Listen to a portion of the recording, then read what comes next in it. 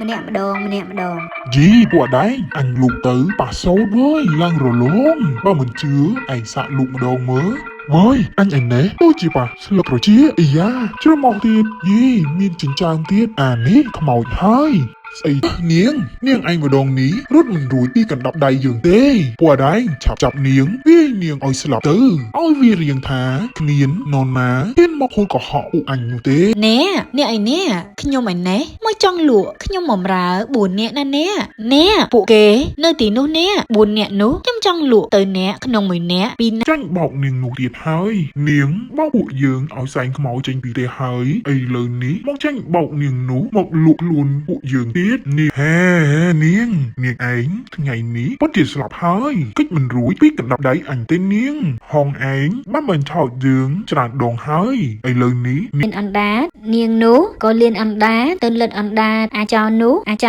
ក៏លិតអណ្ដាតនាងនោះយូរទៅលុះព្រឹកឡើងនាងនោះក៏បានដើរទៅខ្ចីហូបផាមួងពីអ្នកស្រុកអ្នកភូមិមកហាលពេញមុខផ្ទះព្រំពេជ្រនោះចោលទាំង4នាក់ក៏បានលបមើលឃើញហើយក៏និយាយថា Dì bộ anh này mới mình đừng thả miệng nú miền sót ở đây vì chỉ tay đồng lốn tè cro hám tai miến nạc với dục ní bộ dưỡng chọc cả tư bật mẹ nói bộ anh cứ thả miệng ní cro đáy tại tạm bật miệng ní miền ná anh mơ tại sao chìm miệng tới đằng hái với miệng lòng choang bộ dưỡng thua cháu nếu phùng ní dù hỏi mình đừng thả miền sót miệng ní miền hồ phà muỗng chứ rằng ná dục ní bộ dưỡng chọc cả tư លុះយប់ស្ងាត់មកដល់ចោលទាំង4នាក់ក៏បានទៅចូលនៅក្នុងផ្ទះគិតថាលួចយកហូលផាមួងក៏ស្រាប់តែឃើញទៀងធំមួយចងពាត់ជុំវិញខ្វែងខ្វាត់គិតថាច្បាស់ជារបស់មានតម្លៃនៅក្នុងទៀងនេះហើយតើគេចងជាប់យ៉ាងនេះ Quả đấy chọc nước piêng nỉ tứ anh cứ thả piêng nỉ hơi chứ mà chỉ miền rộng bọc miền đầm lấy tràn hơi tớp niềng nú trồn chuộtอย่างนี้ anh sợ lược mình tịnh mớ anh lược mỏng tịnh ót đuôi thế nè ót miền hao xung bay tay mình tích một nạc với anh song say tay rộng bọc miền đầm lấy tràn ná bênh mùi piêng tay mà đón anh chấn bộ dưỡng chắp say trên từ cào tứ can tay chọc can tay lõ hai tớ ôi chứ ngái bị phùng ní បន្ទាប់ពីនិយាយរួចចោលទាំង4នាក់នោះក៏បានសែងទៀងនោះចេញទៅ Quả đây anh ngôn ót ra anh nhìn đấy ngôn ná đào là ngọ đầy ngọ trường ở hai anh đừng chỉ niềng nụ miền trọp tràn một lấy anh đừng anh chấn anh lùi tăng vì dú á anh nơi nị dây anh nâng hai anh nhìn đấy sang chọn bạn mà hai nè rồi còn lành snap hai đặc tiền ngủ chỗ nâng áo bảo mớ với dây ở hai nữa dương chẳng buồn nhé tới để chạy ở smile thế ní ót miền nô ná dục tràn tê với លុះសែងឆ្ងាយពីអ្នកស្រុកអ្នកភូមិហើយដល់កន្លែងស្ងាត់ពួកគេទាំង4នាក់ក៏ដកពាងចុះហើយយកដៃលោកចូលស្ទាបមើលម្នាក់ម្ដង Dì bộ đấy anh lục tử bà xấu với lăn rồi luôn ba mình chưa anh xạ lục một đầu mớ với anh nè tôi chỉ bà lục rồi chứ ý à chưa mong tiền gì miên chính trang tiết à nít không màu hai ấy thế à bộ ấy ní tí đó tao bị nè mình đừng sợ ấy mớ cho cái anh stiệp một đầu mớ gì sợ ấy chết lúc chỉ sạch mình nấu với nè luôn mình nấu nè anh stiệp bạc luôn nấu បរោះទី4ឃើញដូច្នោះក៏មិនអស់ចិត្តក៏លូកដៃទៅពាល់ tụi cái anh mà đồn mớ đôi mình chỉ bà ca sóng với quả đấy mà riềm đáy chỉ bà nào với mà riềm đáy ở lươn láng thập rớt màu hai với បន្ទាប់ពីលឺបែបនោះក៏ប្រកាសថានៅក្នុងទៀងនោះជាខ្មោចក៏នាំគ្នារត់ច្រែកជើងគ្នាទៅ với hot nào với hot nè gì bộ dưỡng tranh bọc niềng nụ hai với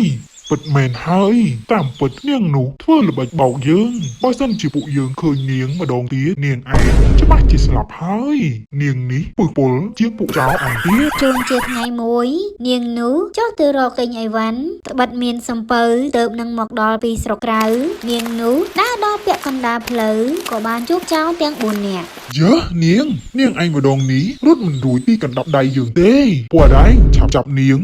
niềng ôi slap tư ôi vì riêng thá miến non má hiên mọc hôn có họ anh như thế đang bị bộ dương thôi chào mó miến non ná hiên mọc hôn có họ bộ dương tê ឯងមិនចាំបាច់ចង់រត់ទៅណាទេកិច្ចមិនរួចពីកណ្ដាប់ដៃពួកយើងឡើយ ហើយអ្នកឲ្យណែទោះបីជាពួកអ្នកចង់មកធ្វើបាបខ្ញុំឯណេះក៏វាគ្មានបានផលប្រយោជន៍អីដែរណែពួកអ្នកស្ដាប់ខ្ញុំទៅណាខ្ញុំមកនេះគឺមកយកប្រាក់ច្រើនណាស់ណែពីនាយដែលនៅសំពៅខាងមុខនោះបើអ្នកស្ដាប់តាមខ្ញុំពួកយើងនឹងបានប្រាក់ចែកគ្នាចាយណាណែ យីពិតមែនឯនាងហាមណាហាមพูดកុហកយើងទៀតឥឡូវយើងជឿនាងម្ដងទៀតចុះ ចាអ្នកបើអញ្ចឹងអ្នកស្ដាប់ខ្ញុំណាបើសិនជាខ្ញុំឡើងទៅដល់លើសំពៅហើយនៅពេលដែលខ្ញុំបក់ដៃហៅចាំអ្នកឡើងទៅបើខ្ញុំមិនបក់ដៃទេអ្នកនៅចាំខ្ញុំនៅឯច្រាំងនេះហើយណាអ្នក ទៅឆាប់ទៅឲ្យលឿនទៅពួកយើងទាំង4នាក់នឹងស្ដាប់តាមនាងម្ដងទៀត លុះសំពៅមកដល់នាងនោះក៏បានឡើងទៅលើសំពៅហើយក៏បាននិយាយជាមួយនាយសំពៅថាណែអ្នកឯនេះខ្ញុំឯណេះមកចង់លក់ខ្ញុំបំរើ4នាក់ណាណែពួកគេនៅទីនោះណែ4នាក់នោះខ្ញុំចង់លក់ទៅអ្នកក្នុង1នាក់2ណែន អើយអ្នកឲ្យអ្នកខ្ញុំហ៊ានទិញអ្នកក្នុង1នាក់តែ1ណែនកន្លះទេអ្នកព្រមលក់ទេអ្នកបើអ្នករំលក់ខ្ញុំមិនឲ្យប្រាក់ពីអ្នក ចាអ្នកអញ្ចឹងក៏បានដែរតែនៅពេលដែលពួកគេឡើងមកអ្នកឆាប់ចាប់ចងគេនិងច្រវាក់ឲ្យជាប់កុំឲ្យគេរត់ទៅវិញណាអ្នក បាទមិនអីទេអ្នកខ្ញុំមានមនុស្សចាប់គេហើយហើយអីអ្នក នាងនោះក៏ព្រមលួហើយក៏បានដើរចេញមកក្រៅបក់ដៃហៅចៅទាំង4នាក់ឲ្យឡើងលើសំពៅចៅទាំង4នាក់នៅពេលដែលឃើញនាងនោះបក់ដៃរួចក៏គិតថានាងបានហៅទៅយកប្រាក់ហើយក៏នាំគ្នាដើរឡើងលើសំពៅ វើយពួកយើងនាងនោះបក់ដៃហៅហើយឆាប់ដើរឲ្យលឿនទៅប្រហែលជាប្រាក់ច្រើនហើយបានជានាងនោះហៅយើងប្រញាប់ប្រញាប់បែបនេះមើលទៅដៃនាងទៅដឹងហើយ លុះចៅឡើងទៅដល់លើសំពៅហើយនាយសំពៅក៏បានប្រើអ្នកបំរើឲ្យចាប់ចងចៅទាំង4នាក់នោះនឹងច្រវាក់ជាប់សំពៅក៏បានចាក់ឆ្ងាយពីកំពង់ចំណែកឯនាងនោះក៏បានប្រាក់មួយថងក៏ប្រញាប់ប្រញាល់ដើរទៅផ្ទះវិញនាងនោះលុះដើរទៅឆ្ងាយទៅជួនមេឃងងឹតនាងក៏មិនហ៊ានដើរទៅផ្ទះបន្តក៏ឃើញដើមឈើធំមួយស្របនឹងផ្លូវនាងក៏ឡើងទៅដេកនៅលើដើមឈើនោះចំណែកឯចៅទាំង4នាក់ក៏មួម៉ៅជាខ្លាំងហើយនាំគ្នានិយាយថា យីពួកយើងចាញ់បោកនាងនោះទៀតហើយនាងបោកពួកយើងឲ្យសែងខ្មោចចេញពីផ្ទះហើយឥឡូវនេះមកចាញ់បោកនាងនោះមកលក់ខ្លួនពួកយើងទៀតនាងនេះពិតជាបែកណាមែនហើយយើងទាំង4នាក់នេះមកចាញ់ល្បិចឯស្រីម្នាក់ពិតជាធឺចិត្តណាស់ មេចៅទាំង4នាក់ខឹងណាស់ក៏នាំគ្នាកាច់ច្រវាក់បាក់ហើយរត់រួចខ្លួនចេញពីសំពៅនោះលុះឡើងមកលើគោរត់ប្រញាប់ប្រញាល់មេក៏ងងឹតផងក៏នាំគ្នាគិតថានឹងឡើងទៅដេកនៅលើចុងឈើនៅឯទីនោះដែរចៅទាំង4នាក់ក៏បានឡើងទៅដេកនៅឯមេឃឈើដែលនាងនោះដេកចៅ3នាក់ក៏បានដេកនៅលើមេឃរៀងខ្លួនពីគ្នាចំណែកឯចៅម្នាក់ទៀតក៏បានទៅដេកនៅលើមេឃដែលនៅជិតនាងនោះហើយក៏មានការភ្ញាក់ផ្អើលក៏និយាយថា ហេនាងឯងថ្ងៃនេះពិតជាស្លាប់ហើយកិច្ចមិនរួចពីកណ្ដាប់ដៃអញទេនាងហងឯងបានបញ្ឆោតយើងច្រើនដងហើយឥឡូវនេះនាងឯងចង់រត់ក៏រត់ចុះមិនរួចដែរ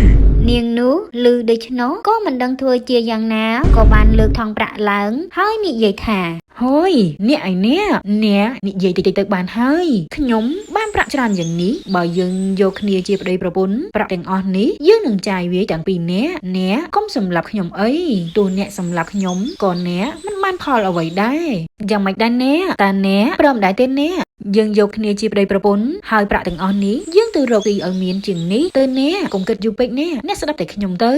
ចៅលឺដូច្នោះក៏គិតមិននិយាយស្ដីក៏អោនទៅចិត្តនាងនោះយកដៃទៅអោបនាងហើយនិយាយថា នេះអូនបោកបងពីរបីដងហើយបើសិនជាបងបានអូននោះបងពិតជាមានសំណាងខ្លាំងហើយអូនគឺជាមនុស្សឆ្លាតហើយណាមួយបងឯនេះចាស់ហើយបើបានប្រពន្ធក្មេងហើយឆ្លាតបែបនេះរឿងអីដែលបងមិនព្រមនោះ មិននឹកស្មានថាថ្ងៃនេះអីក៏មានសំណាងម្លេះគេថាគ្រោះក្នុងលៀប ខ្ញុំខ្លាចតែអ្នកស្រឡាញ់ខ្ញុំមិនស្មោះចំណែកឯខ្ញុំណែស្រឡាញ់អ្នកចិត្តមួយថ្លាមួយហើយ អូកុំគិតអញ្ចឹងតើនាងធ្វើមិនដេចនឹងជឿចិត្តបងចង់ឲ្យបងស្បត់ឬមួយក៏ចង់ឲ្យបងធ្វើយ៉ាងណានាងឆាប់និយាយមក បើសិនជាបងស្រឡាញ់អូនដោយចិត្តមួយថ្លើមមួយហើយមានតែលិតអណ្ដាត អីស្ទាយអឺរ៉ុបទៀត គិតក្នុងចិត្តរួចចៅនោះក៏បានខិតទៅចិត្តនាងហើយលៀនអណ្ដាតនាងនោះក៏លៀនអណ្ដាតទៅលិតអណ្ដាតអាចៅនោះក៏លិតអណ្ដាតនាងនោះយូរទៅនាងនោះខំអណ្ដាតអាចៅនោះដាច់អស់មួយកំណាត់ហើយក៏យកដៃច្រានអាចៅនោះធ្លាក់ពីលើចុងឈើនោះទៅ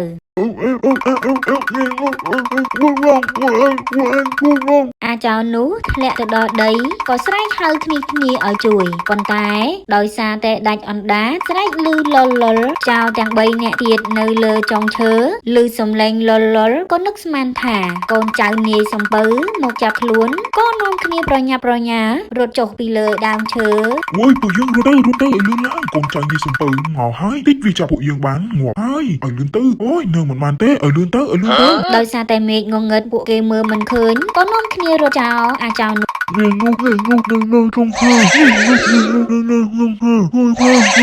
ពួកចៅទាំង4នាក់ឮសំឡេងលមិនច្បាស់កាន់តែភ័យទៅ